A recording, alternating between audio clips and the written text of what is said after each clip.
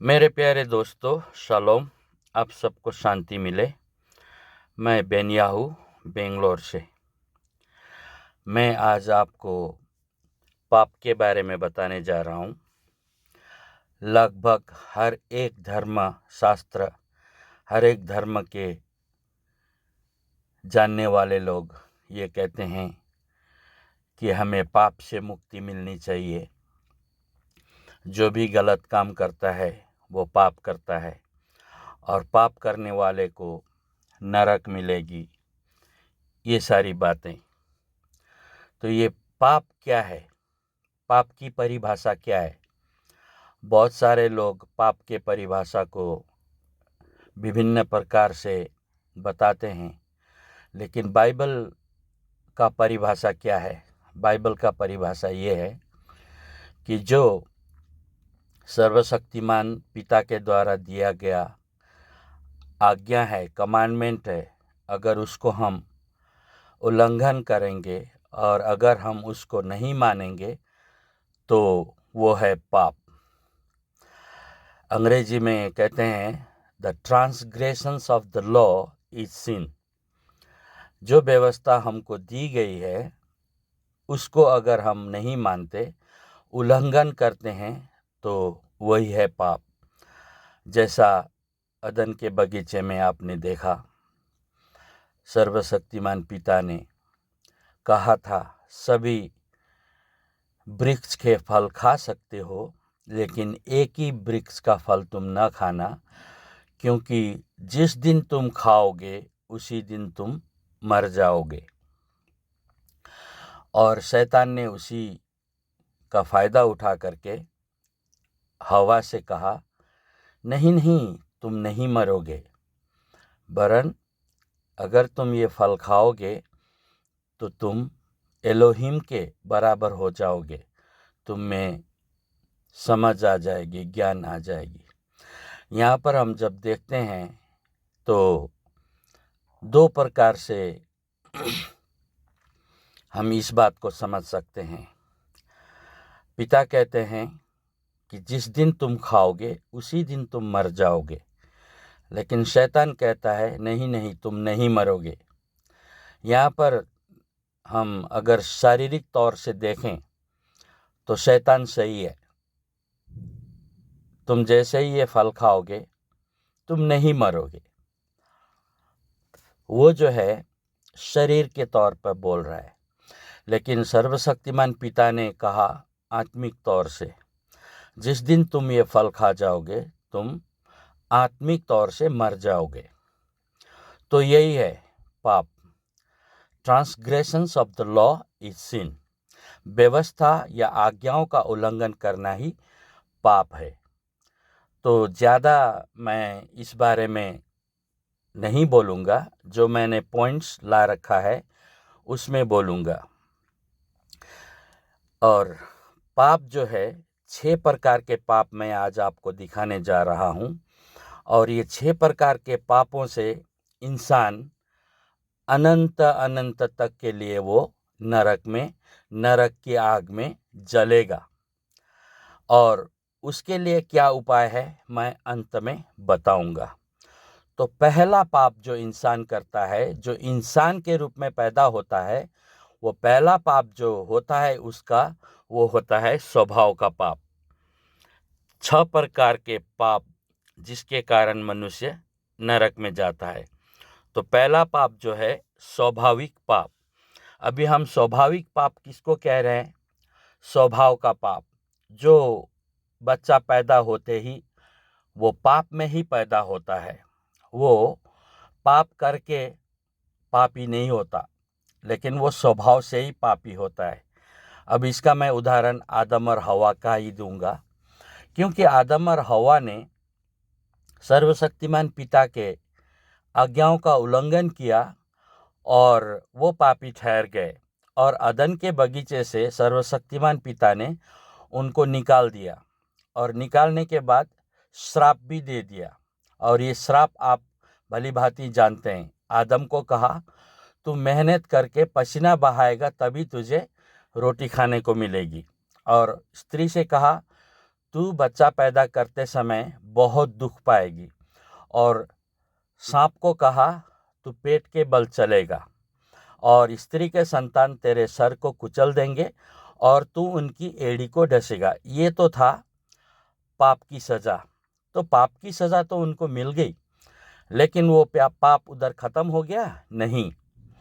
तो आदम और हवा के खून में ही पाप बस गया। तब उनके द्वारा जो बच्चे पैदा हुए उन सभी में पाप समा गया। और जितने भी आदम और हवा के द्वारा सारे संसार में आज आदम और हवा के संतानें हैं, चाहे जिस भी धर्म, किसी भी धर्म को आप मानने वाले हों, तो वो आदम के संतान ही हुए। तो आदम और हवा के खून में पाप है। तो आम को ही पैदा करता है ना। संतरा संतरे को ही फलाता है, अमरूद को ही फलाता है। तो इसीलिए पापी इंसान जो बच्चा पैदा करता है तो वो भी पापी ठहर जाता है। तो स्वाभाविक पाप हमको अपने माँ बाप से ही मिल जाता है, स्वभाव से ही हम पापी ठहर जाते हैं। इसका मैं छोटा सा उदाहरण दूंगा। तो ये कहानी आपको उत्पत्ति 3 अध्याय 1 से 7 में मिलेगा, जहाँ पर आदम और हवा ने अदन के बगीचे में पाप किया और उसके बाद उनको अदन के बगीचे से निकाल दिया गया। तो इसका मैं स्वाभाविक पाप का उदाहरण देता हूँ। एक छोटा सा बच्चा, देखिए यहाँ पर, ये जो बच्चा है अभी ये कुछ करने लायक नहीं है, लेकिन ये रोते हुए इतना गुस्सा से भरा हुआ है इसका चेहरा कि इसको माँ ने दूध नहीं पिलाया तो वो माँ को नाखून मारने के लिए जैसा रिएक्शन देता है। जोर से चिल्ला चिल्ला कर रोता है और उसका जो फेशियल एक्सप्रेशन है, उसका जो चेहरा है, वो गुस्से से लाल हो जाता है। क्यों? किसने इसको ये करने सिखाया? किसी ने नहीं सिखाया, वो उसके माँ बाप से ही आया है। जो आदम और हवा के स्वभाव के पाप से हम भी आए हैं और मैं भी मेरे माँ बाप से पैदा हुआ। जो मेरे माँ बाप का डीएनए है वो मुझ में है, जो मेरे माँ बाप का स्वभाव है वो मुझ में है। ये बच्चा हालांकि जा कर के किसी को मार नहीं रहा है, किसी की चोरी नहीं कर रहा है, किसी को झूठ नहीं बोल रहा है, लेकिन ये बच्चा गुस्सा कर रहा है। ये गुस्सा कहाँ से आया? एक बतख के बच्चे को तैरने के लिए सिखाने की ज़रूरत नहीं है, क्योंकि वो स्वभाव से ही तैरना जानता है। लेकिन वैसे ही मुर्गी के बच्चे को पानी में फेंक दोगे तो डूब के मर जाएगा, क्योंकि वो स्वभाव से तैरना नहीं जानता है। लेकिन बतख के बच्चे को तैरने के लिए उसके माँ बाप से ही, स्वभाव से ही उसको मिला हुआ है। ऐसे ही मनुष्य जो है, पैदा होते ही बच्चा जो है रोना, चिल्लाना, गुस्सा करना शुरू कर देता है। तो ये होता है स्वभाव का पाप। और दूसरे नंबर पर है मन का पाप। अब ये मत्ती 5 के 28 में आपको मिलेगा। ये मन का पाप कैसे मैं साबित करूंगा आपको कि यदि कोई मनुष्य, ये बाइबल पद में लिखा है, यदि कोई मनुष्य किसी स्त्री को देख करके अपने मन में बुरा विचार सोचता है तो उसने व्यभिचार कर लिया। मतलब सोचने से ही व्यभिचार हो जाता है। इंसान को सोचने के लिए दिमाग दिया है, तो वो दिमाग जो है पवित्र बातें सोचने के लिए है, ठीक है। लेकिन इंसान जो है पवित्र बातें सोचने की तो दूर की बात है, बुरा बुरा विचार ही सोचता है। हाँ, कैसे मैं उसको नीचा गिराऊं, कैसे मैं उसके धन को अपना बनाऊं, कैसे उसकी बीबी को या उसके बच्चों को अपने पास लाऊं, या कैसे उसके चीज़ों को मैं अपना बनाऊं, ये बुरी बुरी विचार सोचता है। तो ये मत्ती 5 के 28 में कहा गया है, यदि कोई मनुष्य किसी स्त्री को देख करके मन में बुरा विचार सोचता है तो उसने व्यभिचार कर लिया। तो सोचने भर से पाप हो जाता है। अभी ये स्वभाव का पाप जो था वो एक स्वभाव का पाप मिला, लेकिन ये पाप जो है इंसान खुद करता है। जब उसका बुद्धि बढ़ता है, बुद्धि का विकास होता है, बड़ा जवान होता है, तो ऐसे में क्या होता है कि वो जो है बुरा विचार सोचने लग जाता है। तो ये होता है मन का पाप। और ये मन के पाप को भी हमारा दिमाग जो है करप्ट हो जाता है। ये मन का पाप भी इंसान को नरक के रास्ते तक पहुंचाने के लिए काफ़ी है। इसके बाद है ये मन का पाप। ये आदमी सोच रहा है कि मैं कैसे इसकी बुराई करूं, कैसे उसकी धन संपत्ति को छीनूं, कैसे मैं धन संपत्ति कमाऊं, कैसे बुरे रास्ते से मैं धन संपत्ति कमाऊं। इंसान सोच के ही आगे जाके करता है। तो सोचना भी गलत है, तो इसको मन का पाप बोलते हैं। दूसरा है वचन का पाप। मतलब ये तीसरा है स्वभाव का पाप, मन का पाप और ये वचन का पाप। रोमियो 3:14 में कहा गया है उनका जो गला है ना वो खुली कब्र जैसा है। अब इसके बारे में मैं आपको बताऊंगा। आज इंसान को देखो, छोटे छोटे बच्चों को देखो, जवान को देखो, जब वो लड़ते झगड़ते हैं तो आप जाके सुनते हो कितनी गंदी गंदी गालियां देते हैं वो गंदी गंदी गालियां जो है वचन का पाप है, और इसका भी हिसाब देना पड़ेगा। सर्वशक्तिमान पिता ने हमको मुंह दिया है किस लिए? पवित्र भाषा बोलने के लिए, सलोनी भाषा बोलने के लिए, सुबह सुबह भाषा बोलने के लिए, दूसरों को प्यार मोहब्बत से मीठी मीठी बातें बोलने के लिए। लेकिन आज के युग के इस जनरेशन के लोगों को देखो, आप मुंह खोलते ही गंदी गंदी गालियां उनके मुंह से सुनने को मिलता है। तो इसलिए ये वचन का पाप होता है। किसी को एक बुरा शब्द बोल दिया तो वो आत्महत्या तक करने के लिए तैयार हो जाता है। क्यों? क्योंकि उसको बोली जो है, वचन जो है बुरा लगा। तो इंसान का जो बोलना है ना वो बहुत सोच समझ के बोलना पड़ता है। कबीरदास कहते हैं मीठी वाणी बोलिए मन का आपाक होए, औरों को शीतल करे आपहु शीतल होए। मीठी वाणी बोलने से खुद भी शीतल हो जाते हैं, दूसरे को भी शीतल करते हैं। कोई आदमी गुस्से से आपको मारने भी आ रहा है तो उसको आप प्यार से बोलोगे तो वो ठंडा हो जाता है। ठीक है? तो हमारे मुंह को गंदी गंदी गाली बोलने के लिए नहीं दिया गया है। और आज के जनरेशन के लोगों को आप देखो, छोटे बच्चे से लेकर बूढ़े तक कितनी गंदी गंदी गालियां बोलते हैं, माँ की, बहन की। और क्या उसको, हमको तो बोलना भी अच्छा नहीं लगता। मैं बचपन में बहुत ही छोटा था, 7-8 साल का था। मेरे दोस्त लोग ऐसे ही गंदे गंदे गाली बोलने वाले लोग थे। मैं बच्चा था, मैंने घर में वैसा गाली निकाल दिया मुंह से। तो मेरी माँ ने, किसने सिखाया तुझे, हाँ बोल करके मेरे मुंह पर मारा तो मेरे ओठ कट गए और मेरे मुंह से खून निकल गया। फिर माँ ने वो खून साफ कर दिया, धो दिया, फिर उसके बाद दवाई भी कर दिया। लेकिन उसके बाद से वो गंदी गंदी गालियाँ जो है नहीं बोलना है बोल करके हमारे फैमिली में गाली गलौज बिल्कुल भी नहीं बोला जाता था। गंदी गंदी गालियाँ जैसा लोग बोलते हैं। तो ये मन का पाप जो है, झूठ बोलना होता है, छल करना होता है, और धोखा देना, वचन से धोखा देना लोगों को, और झूठी साक्षी देना। हमारे 10 आज्ञा में बोला गया है तू किसी के विरुद्ध में झूठी साक्षी न देना। एक झूठी साक्षी की वजह से इंसान फांसी तक में लटक जाता है। तो इसलिए वचन का पाप है ना, ये भी बहुत खतरनाक पाप है। ये भी इंसान को नरक तक ले जाएगा। तो ये देखो, ये इस आदमी को ये अपने मुंह से गंदी बात बोल रहा है या वचन का पाप कर रहा है।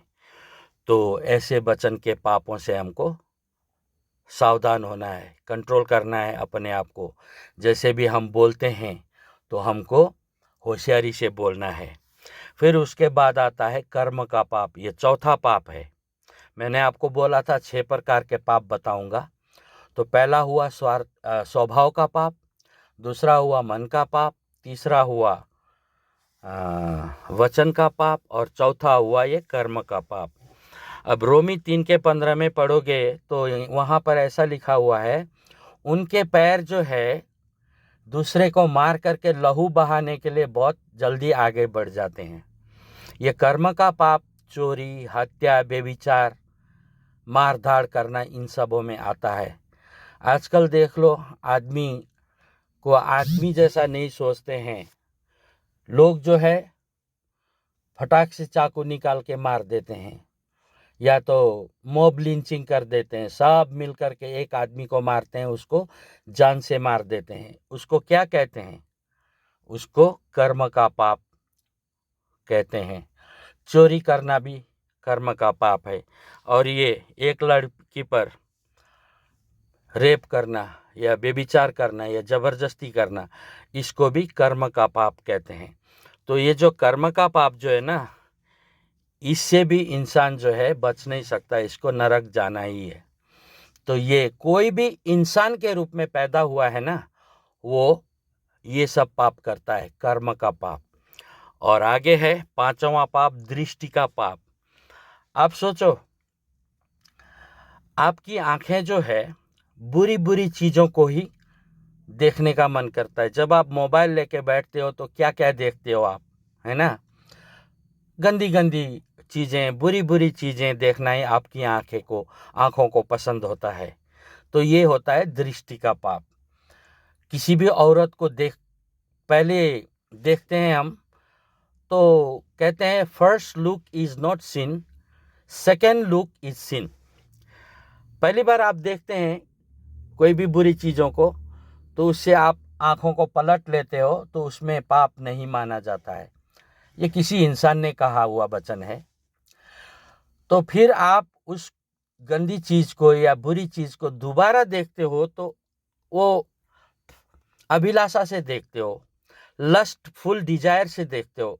मान लो किसी औरत को, किसी लड़की को, सुंदर लड़की को आप पहली बार फट से देखते हो, तो आपके विचार में बुरा विचार आने से पहले नहीं बोल करके आप दूसरी बार नहीं देखते हो, तो वो पाप नहीं गिना जाएगा, ठीक है? लेकिन आप फिर से अपने मुंडी को पलट करके उसको ऊपर से नीचे तक देखोगे और उसके स्ट्रक्चर को, उसके बनावट को देखोगे और अपने दिल में बुरा बुरा विचार सोच लोगे, तो वो पाप हो गया, ठीक है? तो दृष्टि का पाप जो है यहाँ पर मत्ती 5:28 में ही कहा गया है कि यदि तुम किसी स्त्री को बुरी विचार से देखते हो तो तुमने पाप कर लिया। तो इसीलिए दृष्टि का पाप भी बहुत भयानक पाप है। इससे भी हमको जो है वो नरक में ले जाने के लिए काफ़ी है। हवा ने पहले उस फल को देखा और उनके मन में लालच आया। वो पहली बार देखा, ठीक है, अब नहीं देखती हूँ बोल के दूसरे तरफ घूम जाती तो ठीक था, लेकिन ध्यान से देखने की वजह से उनको और अच्छा लगने लगा, फिर उसको तोड़ के खाया। तो ये दृष्टि का पाप जो है भयानक पाप है, जिसके द्वारा हमको नरक तो मिलेगा ही। क्योंकि ये आँख जो है पिता ने उनकी सृष्टि को देखने के लिए दिया है, अच्छी अच्छी बातों को देखने के लिए दिया है, शास्त्रों को पढ़ने के लिए दिया है। और ये आँखें जो हैं, अगर आप मत्ती 5 अध्याय में पढ़ोगे तो तुम्हारे शरीर का जो ज्योति है वो आँख है बोला है। अगर जिसके आँख निर्मल हो तो उसका सारा शरीर निर्मल होता है, और जिसका आँख जो है अंधेरा हो तो सारा शरीर अंधेरा। इसमें कहने वाली बात यह है, अगर आपके आँख जो हैं वो पवित्र है, निर्मल है, तो आपका सारा शरीर भी निर्मल है, पवित्र है। लेकिन अगर आपकी आँखें गंदी हों तो आपका सारा शरीर भी गंदा है। तो इसलिए मेरे प्यारे भाइयों और बहनों, ये आँख जो है हमारे पिता ने, स्वर्गीय पिता ने हमको, जो बनाने वाले ने दिया है, ये पवित्र चीज़ें देखने के लिए और ये आँखों को सही प्रकार से प्रयोग में लाने के लिए दिया गया है। किसी को आँख मारने के लिए नहीं दिया गया है और बुरी नज़र से लोगों को देखने के लिए नहीं दिया गया। आप जब रास्ते में चलते हो तो ट्रक के पीछे लिखा रहता है, बुरी नज़र वाले तेरा मुंह काला। तो इस प्रकार से इंसानों ने खोज करके निकाला है कि बुरी नज़र वाले तेरा मुंह काला। खोज करके निकाला है कि किसी को बुरी नज़र से देखना भी वो पाप कहलाता है बोल के। लेकिन इंसान कहाँ मानने वाला है, वो तो बुराई के लिए ही पैदा हुआ जैसा करता है। हाँ, स्वभाव के पाप तो है ही हमारे पास में, फिर मन का पाप, फिर वचन का पाप, फिर कर्म का पाप, अभी दृष्टि का पाप। देख करके भी इंसान पाप ही करना चाहता है। आप अपने आप को जांचो, क्या आप इन पापों से अलग हो? नहीं हो। आप ध्यान से अपने आप को इवैल्यूएशन करो, अपने आप को जांचो, तो आपको ये 6 प्रकार के पाप आपके शरीर में कूट कूट के भरा हुआ आपको मिलेगा। ठीक है। ये देखो, दृष्टि का पाप, ये इंसान कहाँ देख रहा है, कैसे देख रहा है? तो ऐसे ही हैं आप और हम भी, ऐसे ही हैं। किसी स्त्री को देखते हैं तो उसको ऊपर से नीचे तक निहार के देखते हैं, और जब हम देखते हैं तो हमारे दिमाग में बुरा विचार शुरू हो जाता है। उसको देखना ही नहीं। हाँ, दूसरे की बहू बेटी हैं तो उनको भी अपने ही बहन बेटी जैसा सोच करके निकल जाना है, उनको देखना ही नहीं है। तो दृष्टि के पाप से बच जाओगे। ठीक है। अपनी बीवी के अलावा किसी को भी बुरी विचार से देखनी नहीं चाहिए। ठीक है। तो ये है दृष्टि का पाप। अभी 6वां पाप जो है सुनने का पाप। याकूब 3:23 में कहा गया है, वचन को सुनने वाले और उसको पालन करने वाले बनो। इससे ये होता है कि हमको वचन को सुनना है, बुरी चीज़ें नहीं सुननी है। हमारे कान जो है ना, बुरी बुरी बातें सुनने के लिए हर समय उत्सुक रहते हैं, है कि नहीं? हाँ, मैं जब बाइबल ट्रेनिंग कर रहा था तो हॉस्टल में रहते थे, तो सुबह सुबह टेबल में न्यूज़पेपर आता था। तो जैसे ही मैं जाके न्यूज़पेपर लेके पढ़ने बैठ जाता था, तो हमारे दोस्त लोग हमारे बाद में जो आते थे बोलते थे, hello brother, is there any bad news, बोलते थे पहले ही।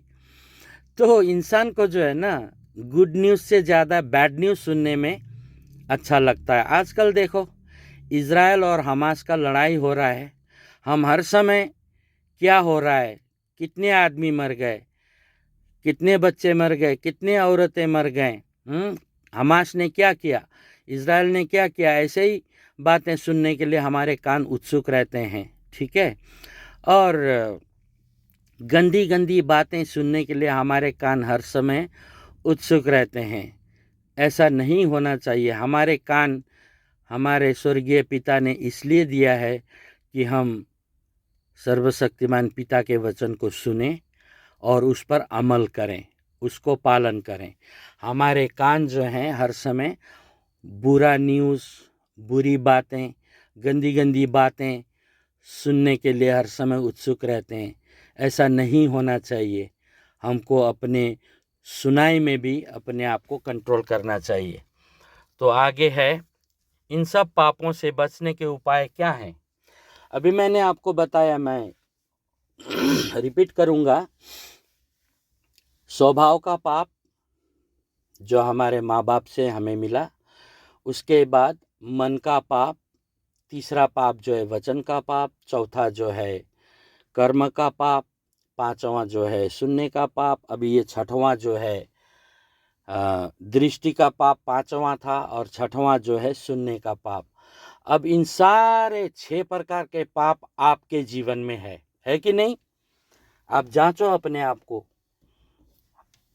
आपको खुद में से ये सब बातें, ये सब पाप जो है आपके जीवन में मिल जाएंगे।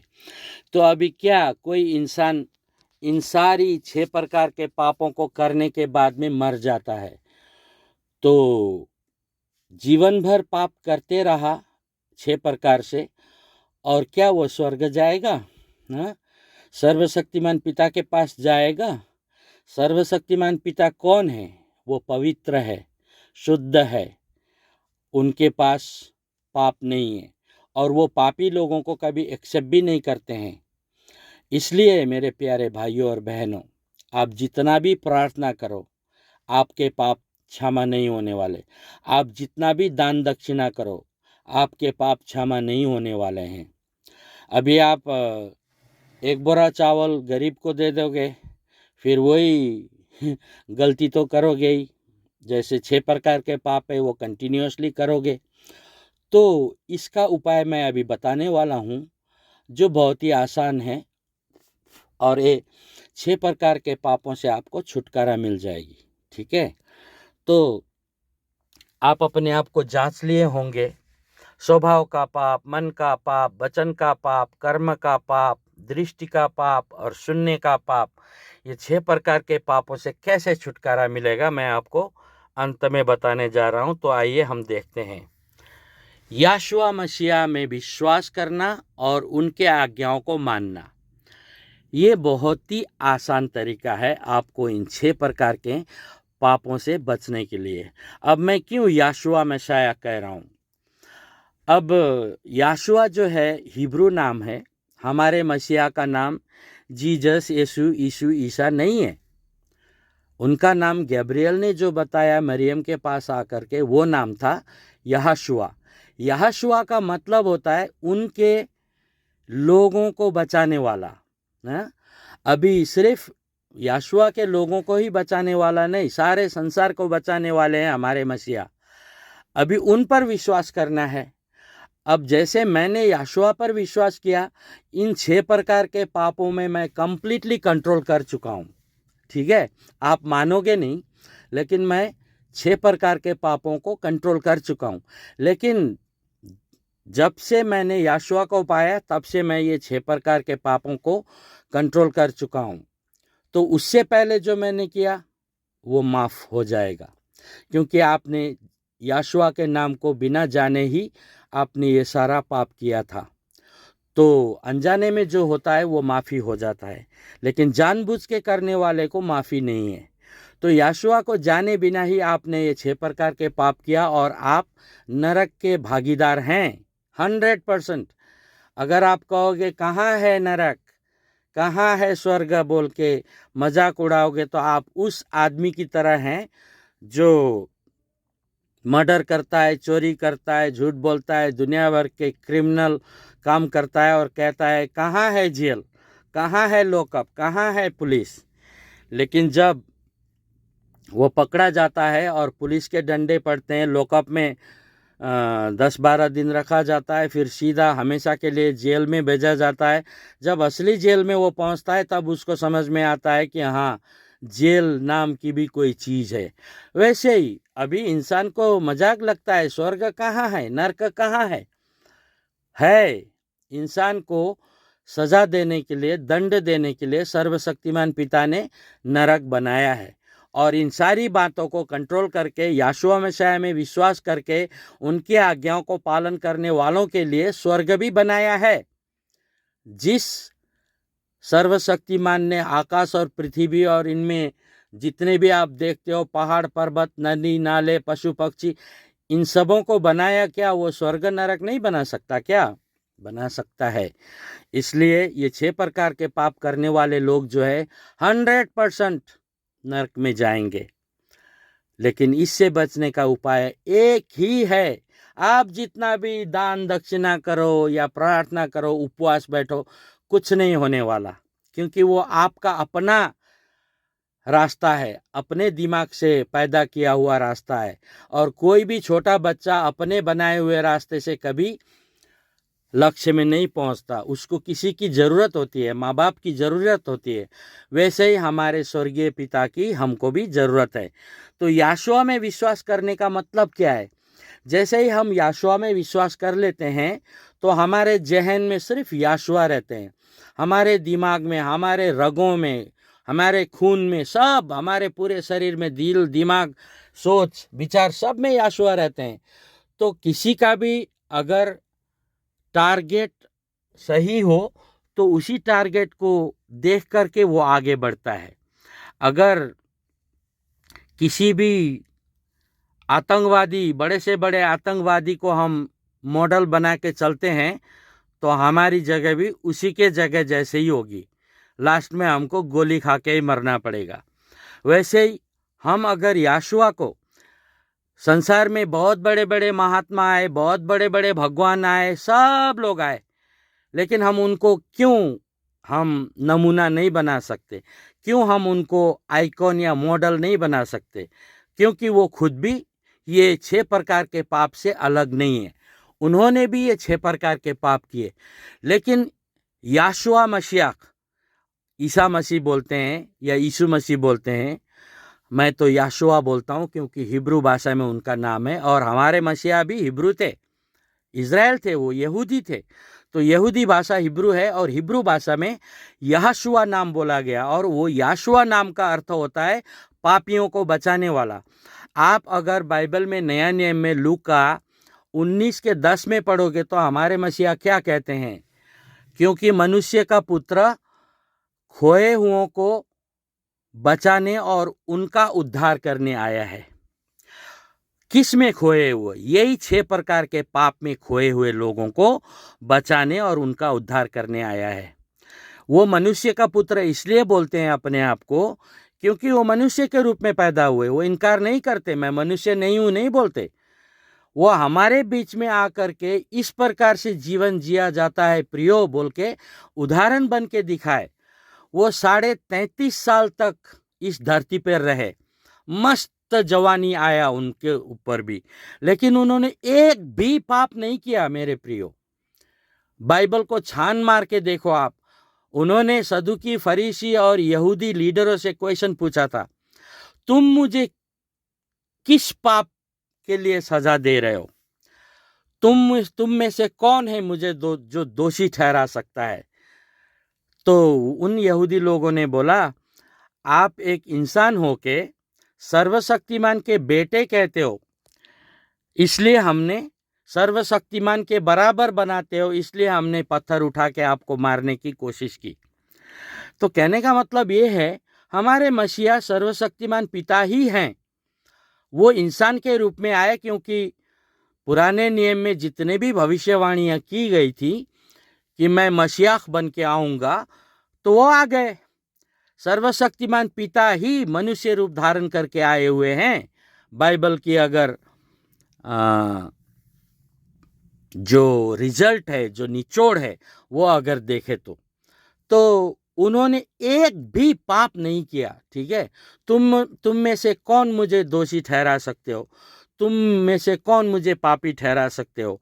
तो किसी ने भी उनके ऊपर में उंगली नहीं उठाई। तो वो है निष्पाप, निष्कलंक उद्धारकर्ता मसीहा। ठीक है, और एक कहानी बोल के मैं स्टॉप करना चाहूँगा, बहुत लंबा हो जाएगा। एक औरत को ये यहूदी लोग पकड़ के लाए, उसको कहा, हे गुरु, रब्बी, ये औरत बेविचार करते हुए पकड़ी गई, और हमारे व्यवस्था में, लॉ में, नियम में लिखा है कि ऐसी औरत को पत्थर से मार देना चाहिए, पत्थरवा कर देना चाहिए। तो मसीह ने क्या कहा? तुम में से जो निष्पाप हो वही उसे पत्थर मारे। देखिए ना कैसे उस औरत को बचा लिया।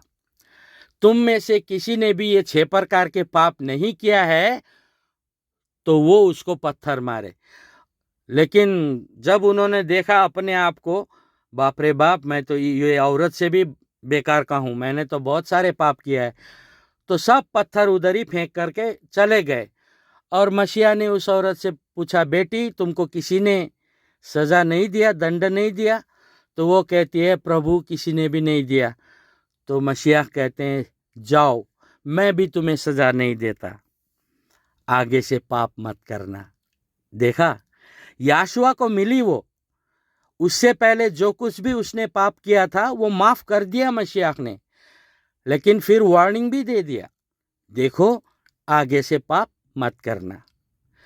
तो यही है मेरे प्यारे दोस्तों, आज तक आप अगर पाप में है, ये 6 प्रकार के पाप में, तो घबराने की ज़रूरत नहीं, टेंशन लेने की ज़रूरत नहीं। आप याशुआ पर विश्वास करें और उनको दिमाग में, दिल में, हर जगह में रखें और उनकी आज्ञाओं को पालन करें। और उनकी आज्ञा क्या है, मैंने ऑलरेडी भी बताया भी है मेरे बीते हुए वीडियोस में। और आगे भी बताऊंगा, और आप मुझसे कांटेक्ट भी कर सकते हैं, मैं आपको गाइड भी करूंगा। मेरा नंबर है व्हाट्सएप नंबर, मैं कॉल नहीं उठाता, आप व्हाट्सएप में मैसेज भेजो 9148044247। तो आपको घबराने की, चिंता करने की ज़रूरत नहीं है। संसार के उद्धारकर्ता मसीह जो है आपको बचाने आए हैं, और ये 6 प्रकार के पापों से आपको बचाएंगे। यहोशुआ मसीह आप सबको शांति दे। शालोम।